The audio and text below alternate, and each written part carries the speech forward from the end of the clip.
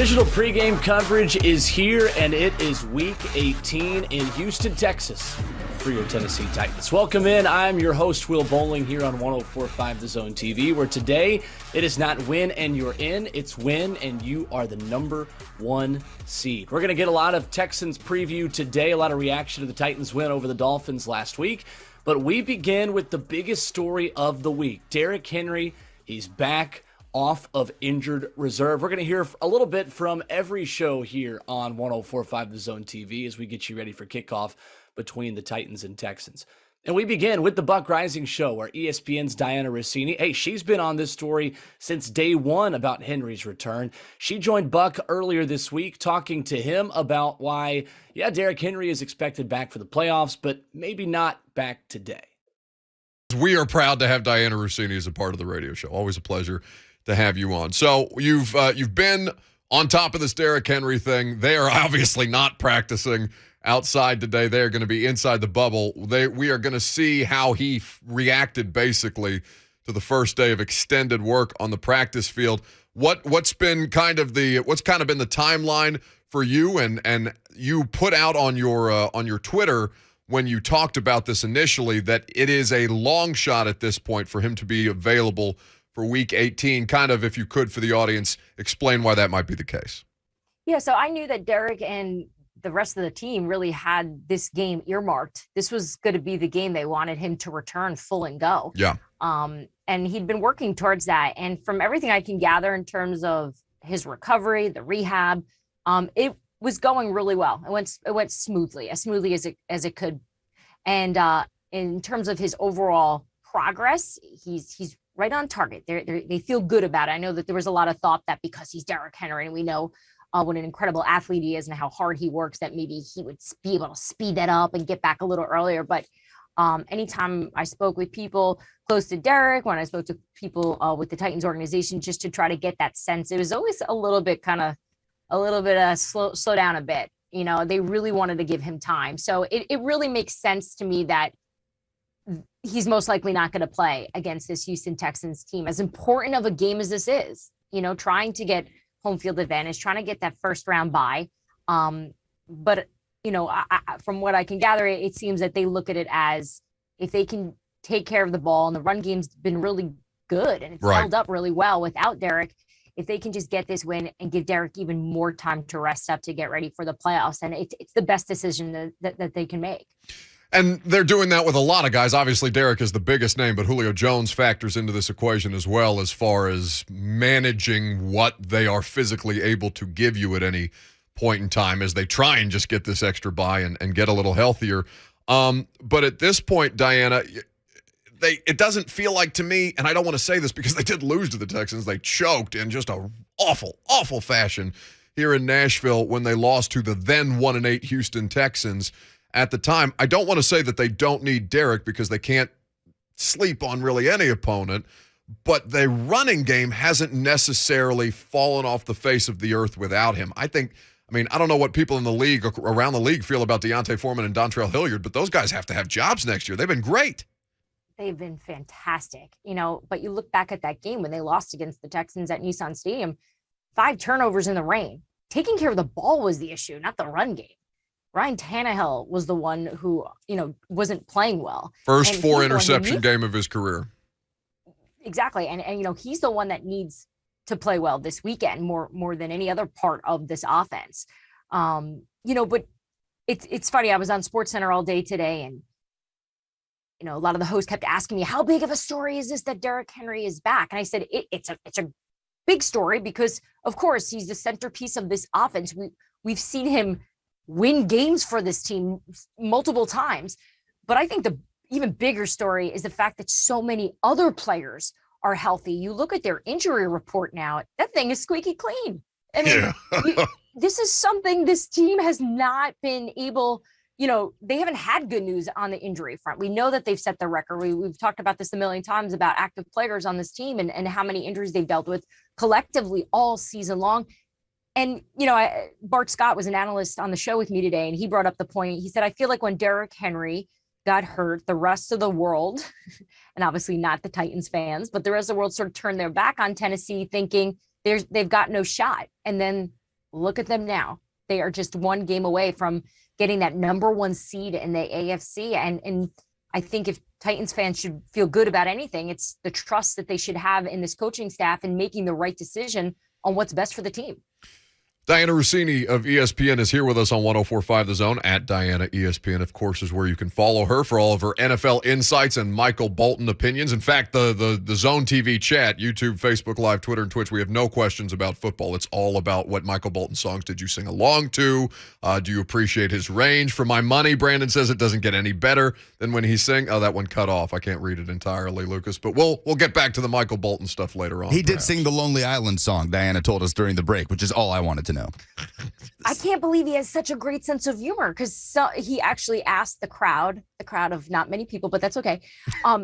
If they had any requests. So that was one of them. And it was really fun to listen to him talk about how that actually was career changing for him when SNL invited him on to do this Lonely Island skit. Sure. Because he was able to poke fun at himself.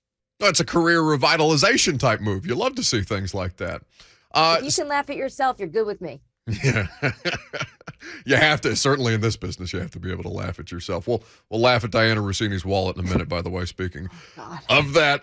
So you brought up the coaching staff and the trust that the fan base should have in Mike Vrabel and his staff, because, of course, when these conversations get had, it's almost as much about the head coach as the face for everybody, as opposed to everyone who puts in the work to make sure that these plans are in place to allow the players to have a chance to succeed. But obviously, as we get closer to the regular season's end, which is, of course, this week, Diana, a lot of people talking about Mike as a Coach of the Year candidate, betting favorite. He is not, but it's tough. And I want you to tell me if I'm being a homer, because I sat there and I've watched their season all year long. I haven't covered the Packers like that. I haven't covered the Bengals and what Zach Taylor has been able to do in Cincinnati, so I cannot speak to those, but what I have seen them do this year is almost unthinkable to me, that they are still as the top seed in the AFC with a record amount of players that have dressed for them this season because of the injury report that we've talked about.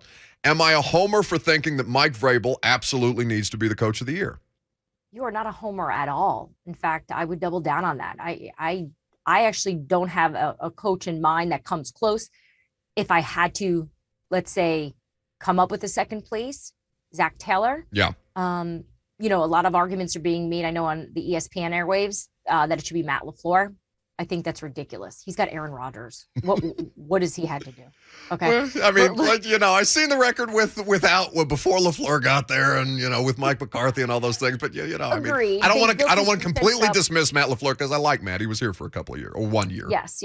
I still think in terms of the roster, the injuries, what the coaching staff was really being asked to do this season, and to be able to not just survive, but flourish, especially during that gauntlet of games that they had without Derrick Henry. I don't have anything to plug here on the show, so I'll plug other people's stuff. But if you listen to Chris Long's podcast, Greenlight, he actually had Bill Compton on. Yeah. And I was actually listening to it this morning on my drive to work. And if you really want to understand the power and the brilliance of Mike Vrabel, listen to Will Compton talk about him, because Will is very transparent about his relationship with Coach off the field, which I guess they get along great. Apparently, Mike is this sincere, caring, thoughtful, softer person, which obviously a lot of people, if you're in the media, if you're a fan, we don't really see that side that much, because he presents a certain way. He certainly has tons of New England in him. Yeah. But the most meaningful stuff that Will was sharing was what it's like in the building. And that is it's the respect that he has for the players, the respect the players have. And, when you think of trying, let's say we could be in an NFL science lab to make up what the perfect ideal coach would be, there's a lot of different formulas we could probably put together, a lot of little options. But I think the idea that you have a former player with the attitude, with the strict disciplinarian background that he has, on top of the experience, on top of his just sheer presence, it works, and it works really well. You don't hear a lot of people complaining, players specifically, at least the ones I speak to, complaining about what they're asked from Mike Vrabel, because he's always just trying to get the best out of them. And we've seen it. That is their identity. You guys have talked about this on the show for years now, that the Titans are Mike Vrabel, and that's nothing but a good thing for the organization as a whole. And you know, the Titans are one of those teams around the league when I have to cover other teams and, you know, I'm catching up with other players and coaches. Everyone always asks me what it's like. Like, what do they like to be around? And I always say the same thing. What's Mike Vrabel like? That's these guys. Some of them just a little softer, a little nicer, but they just want to win, and they don't act like winners, meaning they don't buy into any of this. They're 12-5. They don't even care. I never get the feeling that they are potentially the number one seed in the AFC. And that's because I think Coach does a great job of keeping everybody level. Well, should we hear a little bit of Mike Vrabel keeping everybody level? Because the softer side of that, it happened on Monday, Diana, one of these moments that you're talking about. Lucas, go ahead and play that audio for Diana if we could. No way. Just a testament to the staff, testament to the players. A lot of these players that are, you know, playing well for us, or contributing, you know, these guys didn't have a home. You know, it's like a stray cat you take in, and you take a chance on them, and they reward you. And you know, those guys have been fantastic, especially the the two backs. He's calling these players stray cats, Diana. He's treating NFL running backs like stray animals, saying when you take them into your home, they reward you. What did he call the team in 2019? A bunch of hungry. Street. Well, Malcolm Butler was the street rat. They were street rats. Kerry Coombs, who was the deep defensive backs coach here, and then the Ohio State defensive coordinator this year. He called him the angry hyena. Like, he's got an animal thing. I don't know what he's doing here. The hyenas. Remember? Because then Brady posted on Instagram all the hyenas. Yeah. Basically, or did the video of the lion mauling the hyenas being the Titans, and then, you know, Tennessee went up to New England and stunned them in that awesome wild card round. But yeah, so I think, well, first of all, that you're right. That's probably the softest we've heard him in terms of sharing things. But Buck, I think you were in the press room in the post game conversation we had with him. And this isn't because it was my question, but I actually was shocked that he answered the question I asked, which was essentially, how did you get here? Which is a super macro question after the game. He didn't have much time to think about it. But I thought he was really genuine, and I saw a side that made me think in the moment of, I get it. I get why these guys buy into this guy, because I think he gives off a feeling that he believes that you can do anything. And I think when you have a leader like that, and you can figure out a way to line up a team that all is on the same page, that wants the same goals and puts the team first, you can't lose. And some good praise for Mike Vrabel there at the end from ESPN's Diana Rossini as well, who's done a great job following this story since the beginning. So on Blaine and Mickey, Blaine Bishop is not only our resident Titans expert. Of course, he's the only one of us that have put on the uniform. He's also our injury expert, because he knows what it's like to rehab and return from a big injury in the National Football League. Here's him and Mickey Ryan earlier this week discussing why they want to be cautious with when and how they bring Derrick Henry back. Medical protocol wise, and hey, Derrick, how you feeling and all that. And he's back at practice today. So Derrick Henry back on the practice field. The Titans just finishing up, I guess, all their speaking stuff. So with the Mike Vrabel era of the Titans, he talks and the players talk, and then they practice. And then you got to stay tuned, because we will get the who practiced and who didn't probably around 2:30, 2:35. Now the Titans will send out any type of official stuff, although they've already sent out an official release today about Derrick Henry being back in the practice window.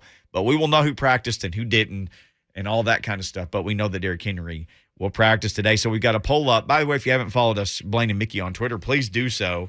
It's just like it sounds, BLAINE and AND, Mickey, MICKEY. Got a poll question up on there just for fun. We're not the coaches. We're not the doctors. But Titans fans, what would you do with Derrick Henry on Sunday? Don't play him? 1 to 5 carries, 6 to 10 carries, or more than 10 carries. And I somehow left an S off of the end of carries, so it's more than 10 carry. Great job on my thumbs here. Well, that's why I'm not, putting out the tweets. And I look right at there. it 7 times and still send it out with a typo. yeah. I blame autocorrect. Don't play him as the clubhouse leader right now, 44%. But in second place, 6 to 10 carries. Oh. 6 to 10 carries in second place. It say don't play at all, right? Don't play him as 44%. I'd love to know the odds of all the players when they brought them back to practice, like somewhat like Henry, whether it was a week or 2 weeks or 3 weeks. How many of those guys played that first week back? Like, I don't know if it was too many. Yeah, that is a fantastic question. Because how did that work? You know, you're trying to work through the kinks of the injury. All I can remember is Darrington Evans, only because when he came back, I was like, oh, no, he's not going. You watch video of him. Julio, one time. But can't recall everybody else. Typically, and this is just, Blaine he's our Abductus Longus director. He's the director of content. By the way, Abductus Longus is groin related. You're also I'm an injury expert. You're also our resident injury expert slash doctor. You don't play one on TV, but you do on the radio. Yeah, I do. How interested are you to see, and there's only like 8 people that get to go to practice every day now because of COVID. How interested are you to see any kind of video of him just doing the stuff that he normally does to try to get an idea of what you see? Well, just to look at his health. Yep. Yeah, just to see how well he's running, planting. We're probably only going to see individuals naturally, maybe a little bit more, but just to see if he's confident in the foot, because you got to know before he came on the field, he had been doing drills, whether it was in the bubble, outside the facility, or wherever they do their rehab. So I want to see him plant. So I got to make sure I know what foot it is to be sure. Is it his right foot? The right foot? I think it's the right foot. I think that's right. You know what? I'm going through my mind right now. The coach, when he was sitting on the bench and he had him looking at his foot. And I was like, okay, he was facing us, so that was his right foot, I think. Yeah, so, I want to see him plant, because there's a part in your brain that as an athlete, you start compensating even though it's fine. That just the initial reaction, just think about when you stub your toe, and then all of a sudden it's gone and it's been gone, but you're still kind of favoring your big toe. And you're like, why am I walking like this? My toe is fine now. So those things happen to an athlete too. So even the freakish athletes as well. And he is definitely in that category. I just don't know how much they think he's going to play. Like, he could look great and they still could decide, we're still not going to play you, with him part of the decision. If he's, looking good, the doctor's going to say, well, he looks good. What's the risk reward? How much, risk is there? Well, there's going to be risk this week. There's going to be risk in 2 weeks if you get to the number 1 seed. So it's stable. It's strong. Hey, things can happen. So, I think it brings some energy to practice, though, with all the players, their best player back. And, he's going to be revved up, too. Because guess what's going through Henry's mind? That's why I keep thinking about, if he's healthy, how much will the decision be a collaborative effort? Or Henry just like, I know I can go, let me go. Mm-hmm. Because guess what the team has been doing? Winning without Derrick Henry, without the King. Now, would he have made it a little bit easier? Probably so. But they were still running football. It just took 3 guys to do what he does, and then they still weren't as good as him. Numbers, this is why I love the number. See, numbers tell you they were better. Right. As a group. Right. But in reality, they're not better than him. Right. We all know that. We just saw Foreman would have, that was King. He would have ran for a touchdown. See, but the stats tell you that they were. And see, the stats can also say, well, maybe we should kind of rethink about how we go about our running back position. Whether it's, next year or two, we can run maybe by committee. If we have that in our thought process going into the season, we'll have some stable running backs and be prepared. So there's a lot of things going on in Henry that he's motivated to get back out there, because there's going to be a part of him that's a little perturbed that, hey, they won without me. Mm-hmm. No different than what I said about when they won without LaJuan. it kind of exposed that they can still win without elite players. And I think that's kind of a trait of Vrabel for whatever reason. Man, he does a heck of a job. I mean, we're talking about the top 5 best players on the team, Lewan last year, and then now Henry this year. Yeah. They're missing time, a lot of time. Big money guys, and they just keep it chucking and nothing change. So, yeah, I think he's motivated to be out there. Any athlete, especially a guy of his stature and his ability, they want to play. They want to play. Yeah, Mason says he thinks in the Zone TV chat, he said, I think it's his left foot. Is it left? Okay, I'm just trying to guess. I can't recall. Yeah, and I can't either. And I'm like we look like the injury reports, last week's injury report to tell us. Yeah, so we'll go back and dig through it. Either way, I mean, it's a big man, and it's a foot. I'm going to be watching both feet. Yeah? I wonder what size shoe he wears. That would have to be a big shoe. And you said this, and this is interesting. And for people who've never had an injury affect their work, like somebody, hurts their leg at home playing with their kids, but they work at a computer. Well, they don't have to trust their leg to go type on their computer. Mm-hmm. And like you said, guys have to learn to trust the thing that's been hurt, even if the doctor's like, look, here's the x-ray as well. It's fine. Look at it. It's fine. Here's the MRI result. It's completely healed. How long does it take? How long does it take, though, before you have to get hit on it or run on it? Or Well, that's a good question. It's different layers to it, and every player is now different. Terry's saying right foot, so we have the right and the left. Is that, you have to go through these, I guess, building blocks of confidence in that injury, that it's healed, and starts with practice. First, it started with the rehab, I'm sure, as he went along, and then started doing drills, whether it was lateral, vertical drills for him, putting pressure on her, planting. And then now it's the next step here, which is probably close to the final one besides playing in the game, is having confidence in building that it doesn't bother you at practice. Then how does it respond from practice? Does it swell? Does it do nothing? Does it feel great the next day? How much do you have to now manage through it? You feel like you can play through it even though it gets a little irritated, but nothing major. Have to keep playing through it. So all these things, because that goes into the mental psyche of an athlete when you're out there playing.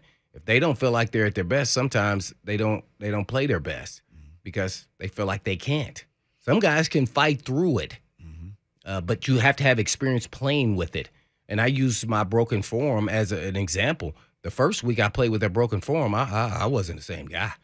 I went into the game thinking I could be. Right. I no question about it. As soon as that thing got hit, I was like, oh, man, I might as well be crying like a baby. And it was killer. I mean, killer.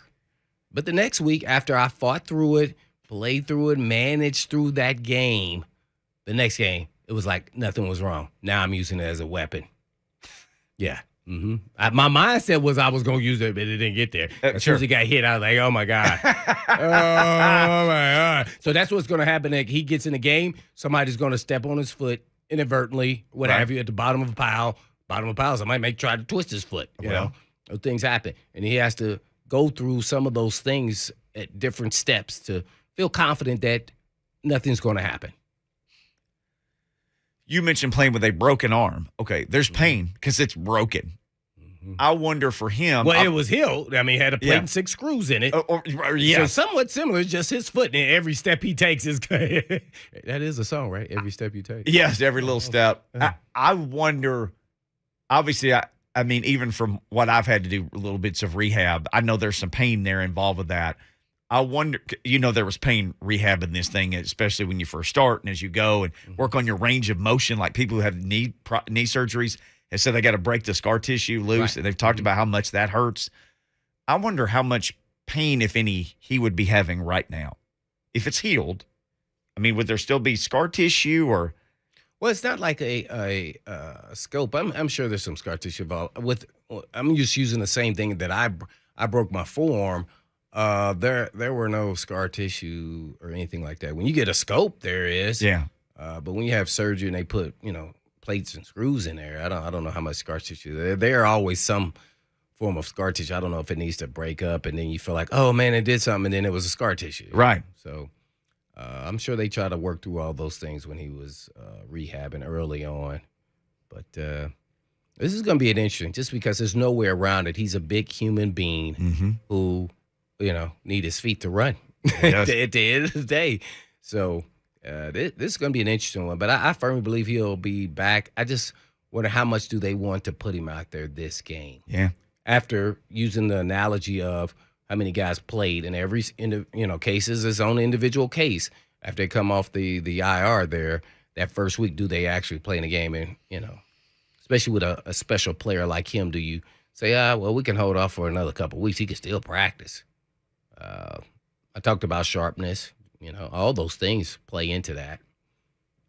And, some people don't, but I would say that every player needs to get sharp, especially who's been off this long. Yeah. And then get into a game. Now, hopefully you can have a window where he can get sharper quicker, let's say.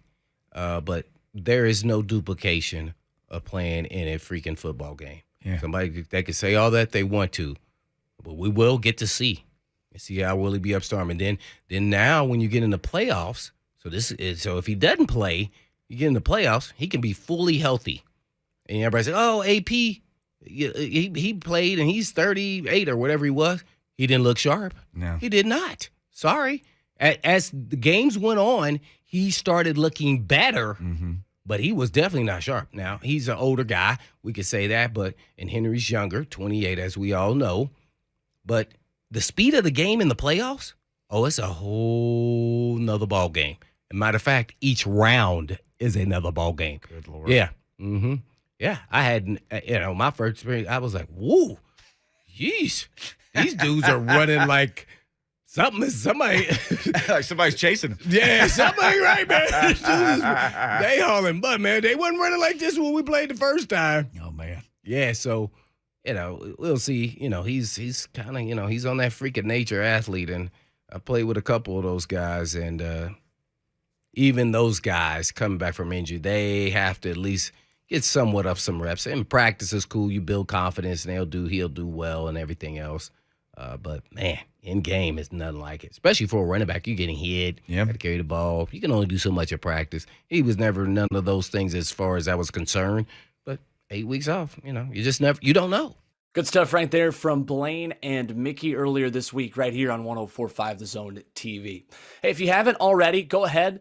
Throw us a like on the stream. If you're watching on Facebook, on YouTube, Twitch, you can't really give us a like, but you can hang out there in the comments section as well and talk some Titans with us. Go ahead and retweet the stream if you're watching at 104.5 The Zone on Twitter. It helps us get the stream out to more people, so we would appreciate it if you did that at this point of the show. We transition to our final two sound bites here on the digital pregame show on 104.5 The Zone TV. We got all Titans radio for these last two, and we're going to start with Rhett Bryan talking with Jason Martin and Ramon Foster.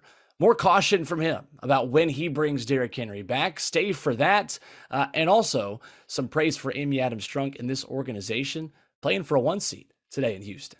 What's happening? Fourth hour, hashtag fastest 4 hours in radio is upon you, upon us. Blessed to bring it to you, courtesy of All Four Seasons Garage Doors in Nashville. 11-year NFL veteran involved for life, Ramon Foster, Jonathan Schaefer, and Rhett Bryan, of course, Titans radio on Wednesdays, pops in the final hour. We're going to scout the Texans for a minute or two.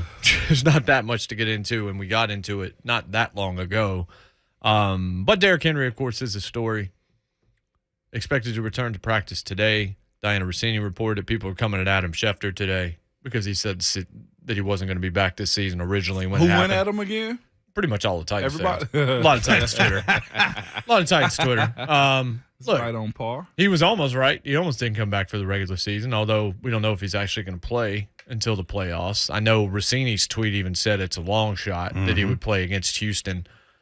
And if you want to join us, you can call all of us if you want, 615-737-1045. So we'll scout here in just a second, but Rhett, obviously the Derrick Henry news, we kind of suspected it after Vrabel talked on Monday. Yeah, he tipped the hat a little bit. Yeah, he definitely greased the skids a bit. So do you want to see him Sunday, or you No, more of the wait? here's where I stand, and this is not going to be a popular opinion with all of our our folks that listen to the Zone and Twitter, Titans Twitter. Now, listen, I put out a tweet last night, and it's a picture of his jersey over the locker, and that was, you know where that was? That was Kansas City in the AFC. That's in the away locker room. AFC Championship game 2 years ago. Anyway, you don't need him this week. Yeah. Deontay Foreman's rushed for 300 yards for 100 yards in 3 of his last 5 games. Yeah. And as a team, you've run for almost 200 yards. You rushed for 201 against Pittsburgh, 198 against the Dolphins Sunday, which is a good defense. So you've got all that in place. You don't need it. Look, here's the thing. Here's where I weigh on this. First of all, if he returns to practice today and he practices, then he'll go in the training room in the morning. Yep. He'll meet with Todd Torricelli and the doctors, and they'll look at the foot and go, yeah, okay, any discomfort, any swelling? Mm-hmm. Okay, good. Let's practice again on Thursday. And they'll keep going like that until they, feel like everything's ready. But no, I would just want to get him as many practice reps as possible to get in there, because he hadn't forgotten how to run the dang football. No. Okay? And to your point earlier, Ramon, I heard you earlier this morning. You're right. This is not a soft tissue thing. This isn't the mental part of having to get over, I've had to have that ACL fixed or an Achilles. Yeah. This is a broken bone of foot. He's going to know whether this is right or not. Mm-hmm. And he hadn't forgotten how to run. The one thing that he needs to get back into practice to do, and this is something nobody's bringing up, I want him back in there so that he and Tannehill can get refreshed with the play action passing game. Yeah.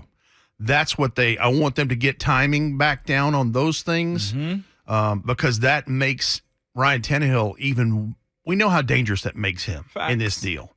So to answer your question in a roundabout way, no, I don't want to see him Sunday. I want them to go take care of business and have an extra week to get ready and bring him into the divisional rounds. So, Rhett, this is what I have for you as far as that goes. The comparisons have been there. It's taking 3 guys to do what Derrick Henry has done in the first half of the season, but they've done those things. The standard has stayed the same.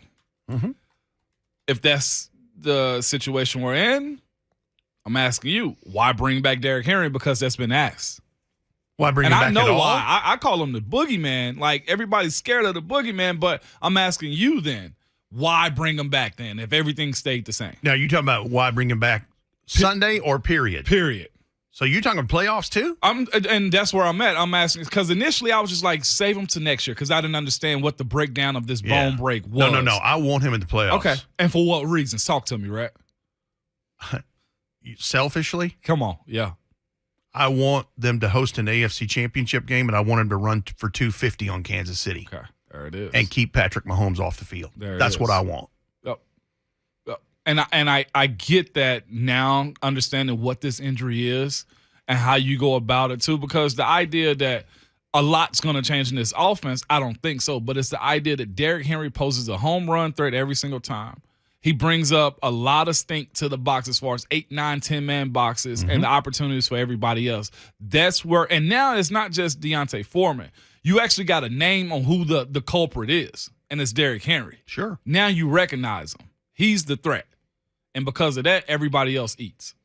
That's right. And and the other thing I heard you say earlier too, and you're right about this, the box has still been loaded. Yeah. On that Deontay Foreman touchdown run Sunday, there was 10 guys in the box. I saw that.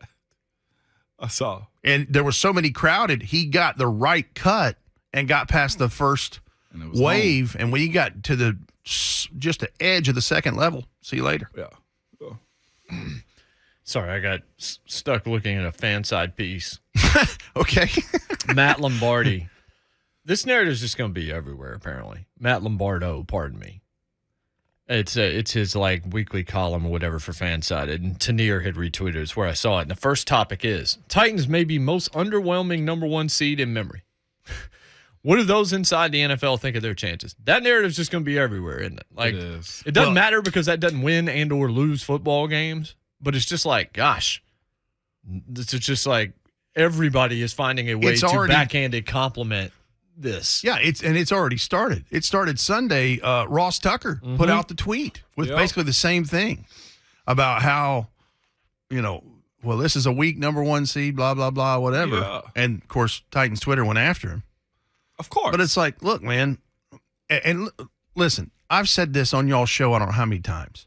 For everybody listening, please quit worrying about national respect. Yeah. Because until they hoist a Lombardi trophy and you make them put your name in their mouths, it's just not going to be a thing. We don't live in Chicago. We don't live in Dallas. We don't live in Los Angeles or New York. And it's just the thing I would get on the bandwagon with all Titans Twitter is if Mike Vrabel isn't coach of the year, I'm storming the castle because that's a joke if he doesn't get it. Yeah. But everything else, it's just going to take care of itself one way or the other. Let them go out there and do it on the field, and let them prove. And like Kevin Byard has said all season, not prove everybody else wrong. Prove me right. Right. Yeah. Prove me right. Yeah, I mean, again, they can say whatever they want. If you win the Lombardi, you won the Lombardi. Sticky Lombardi. And they're going to have nothing to say other than the headline is just going to be, are the Titans the most undeserving Super Bowl champion of all? Like that, that's just going to keep on happening. Because you've got the hardware. Yeah. And again, if you continue to stack up wins, eventually it does turn. Green Bay is one of the smallest markets in pro sports, period. But they have all this tradition, and so it works. Yeah. If you're a small market team, but you win, all of a sudden that can flip for you. But it takes sustained success to get there. And we talked about this, Rhett. The Titans had it in like 2003, somewhere in that neighborhood, because with McNair and Eddie George and those teams, it was building momentum. Yeah. Yep. And then this team was mismanaged at the quarterback spot for a while. It just didn't work. They weren't able to maintain it, and they fell into NFL obscurity. Well, they had a salary cap purge in 2005, and the team was probably kept together a year too long, and so you had a poison pill in Steve McNair's contract, and that was kind of ugly at the moment. And then he ends up being a Baltimore Raven, and you lose Derek Mason, you lose Samari Rolle. I mean, you just start checking the list off, and you had to have a salary cap purge, and then for quite some time you never recovered from that because you missed on a couple of franchise quarterbacks along the way, and that'll set you back. Listen, Coach Mack and I were talking about this last night on the season finale of Mac Talk. Amy Adams Strunk, Kenneth Barclay, the ownership group, they deserve a whole lot of credit to where this thing is because they saved this franchise, Jason. That thing was going down a bad road till they took it over. Yeah. One final soundbite for your digital pregame coverage. We've got one more for you before we get you out of here and get you ready for the League Company countdown to kickoff coming up here in just a matter of minutes on 104.5 The Zone. We finish off with 3HL talking with the voice of the Titans. And look, he's got a ton of praise for this defense, a defense that allowed 3 points to Kansas City, 0 points to Jacksonville, and then once again last week, just 3 points to a team in the Miami Dolphins that had won 7 games in a row. Listen to this high praise from the voice of the Titans for this Titans defense. We welcome to the hotline, the Mark Spain Real Estate Hotline, Mike Keith, the voice of the Titans of the two-time defending AFC South champion Tennessee Titans. Mike Keith, what's up? How are you? Well, we're pretty good, man. I'm pretty good.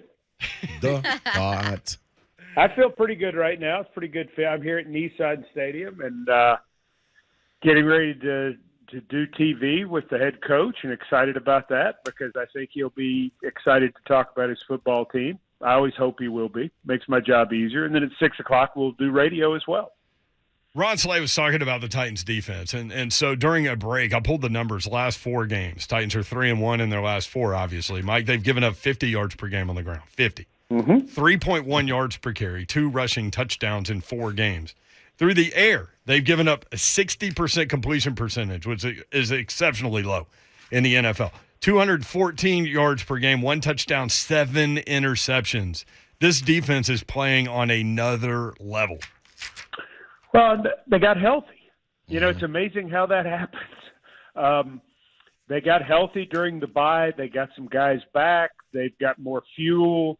They're able to play various people situationally, which not only keeps them fresh but plays to strengths. I think we saw at different points early in the year, the first 10, 11, 12 games. We saw these moments kind of pop up, and you thought this is who they can be. And I think now this is who they've become. It's very exciting. Yeah, this is who they've become, Mike. And I was just saying, like, you look at a team like the LA Rams and you see all the big names and the guys that they seem to be able to get on the team and come together. But this team, the way this defense is playing, this right here, these guys are bred right here. You know, besides guys like Janoris Jenkins, everybody else is pretty much Titans homegrown. You know what I'm saying? Don't you need that when you have a defense that's coming alive like they are? You need those guys to try to deliver on their names. And I think Kevin Byard is doing it. Jeff Simmons is doing it. Nico's coming in. Now you got Bud. Like, it's all starting to come together. How good is that for this defense? It's fantastic because part of what you have, Ron, is you have several guys who are very capable pass rushers. Mm-hmm. And, okay, you're going to double-team Harold Landry. Danico Autry's going to get you. Yeah. And you're going to double-team Bud Dupree, then Harold Landry's going to get you. And if you don't double-team Jeffrey Simmons, he's going to ruin the play before it starts. And they've got some guys who are excellent blitzers as well. It's the multifaceted nature of the defense and the improved speed. And then you're able to bring in a guy like David Long, who's missed 6 games, and he plays, that third down linebacker position, and he plays a really good game and intercepts a pass. And, Crookshank battling the tight ends. And, maybe he gives up a catch here and there, but everything's a fight now. What I like so much about what this defense is doing is when you start at the 2-yard line against them, like the Dolphins did, when you start at the 7-yard line, it's like, well, you pick up a first down. Good for you. You pick up another first down. Good for you. Well, guess what? You picked up back-to-back first downs, and you feel really good. You're 73 yards away from the end zone. Yeah. And if this defense continues to not allow big plays, you're going to have a hard time driving the ball down the field on them consistently. That's what the best defenses that I've seen in this league do, is they make everything hard. That even when you have success, you feel like it was hard. And how often do you hear people talk about the development that Vrabel and his staff are doing with these guys? When you come to as far as plugging guys, 88 players playing, but you're able to take a third-string guy and plug. You don't change what you do. You just plug in and develop those guys. Like, maybe guys like Golden Tate wasn't ready, so you got to continue developing. But the guys that are ready, they're plugged out there and expected to produce, and they do. Well, and part of what you're seeing too, Ron, is you're seeing guys, like Foreman. Mm-hmm. So Foreman comes in right at the start of November, and he plays a little bit and rotates some against the Rams and rotates some and plays a little bit against the Saints and then against the Texans. And, he loses a fumble in the game at New England, but he has a pretty good game. Well, now he's been playing football with this team for 2 months. Yeah. So now he's used to being hit. Now he's used to how Monday's going to feel after a game. Now he's looking for someone coming up behind him to knock the ball out, and he's not going to allow it to happen. The only way you can really get good at football is playing football. And when you haven't been playing, it's hard. Well, now all of a sudden, they've got all these guys who've played a bunch of football, and then you're getting a bunch of guys who are coming back who are really good at football. Well, now what you have is depth. Oh, my goodness. You have depth. And you're getting ready to get more of it back on offense. You've had a bunch back on defense for the last month, and you see what that's produced. Yeah, depth and a little luck when it comes to health and right. All of that kind of plays into a championship run. You talked about getting that back. Obviously, a big topic of conversation is Derrick Henry and him coming back. And so I think tomorrow is week 9 from his surgery. The medical experts will say it's a 6 to 8 week kind of recovery time. What do you expect, or what do you expect the Titans to do with Derrick Henry? Well, I think, Mike gave as much of it as he's given during the whole process. And that is, he said that they were going to take a look at what they were going to do as far as opening the window. And let's make sure everybody knows what the window is. Yes. You come back from injured reserve, you can be designated to return, and you can practice for 3 weeks before they have to make a decision on you. So do they want to start that this week? If they do, Wednesday's the most logical day it happens. Do they decide, what, we'll start it next week and have the idea based on if they get a bye, he would have, like if they start it this week and he doesn't play and then they get a bye, he would have had 3 weeks of practice to get ready for the divisional round. Right. Yeah. So now if you're feeling good enough about it, and I think, what we've seen from them is we've seen them be very quiet. We've seen them be very patient. There haven't been any pronouncements about anything. So we know what we think we know, but we don't know a lot of specifics. And now they're going to say, okay, are you ready to go out and play football? And I've said this all along. I've said it on your show before. Until he starts playing football, everything else is just optimism, right? Mm-hmm. But he's got to go out and he's got to cut and he's got to do the things Derrick Henry does. And, that's got to be part of the deal. And then what you get into is how does he respond? What's the day after like? And then what's the day after that like? Are you sore? Is there a problem? Are you this? Are you that? These wins have given them time. And that's the beauty of this entire situation and the beauty of Deontay Foreman and Dontrell Hilliard and Jeremy McNichols. They have done the job that if you say, okay, he's not going to play this week, we're going to wait till the playoffs, I don't think anybody feels uncomfortable. I think they say, well, okay, let's be smart. And then if you could have him for 3 more games potentially, oh my. How? Oh my. Yeah. Oh. Like I know, right? Yeah. How much of that process, obviously you've watched guys come back, you've been around this league for a long time. How much of that process do you have to see him get reps in a game? Because there's so much talk about, well, what about a series or two, coming up this weekend if he can? Like, how much of that process in his injury do you think is actual game speed, like reps? I don't worry about that with him, Dawn, just because of sort of how he is. I think it comes down to a certain point, what do the doctors say? What do the trainers say? And then most importantly in this probably, what does Derrick say? Yeah. Does he want to go get some? Does he – he didn't take any in the preseason, and he did just fine. That's a good point. That was the whole thing is that, does he need it? Adrian Peterson never played in the preseason. He would just show up and go, but, he was practicing.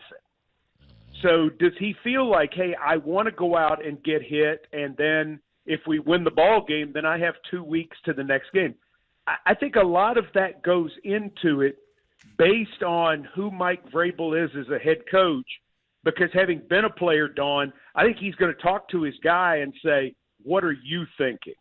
And to me, if I know – and listen – I'm not in the building right now, okay? So I have not seen him work out. I haven't seen him at all since the surgery. So I'm not speaking out of school here.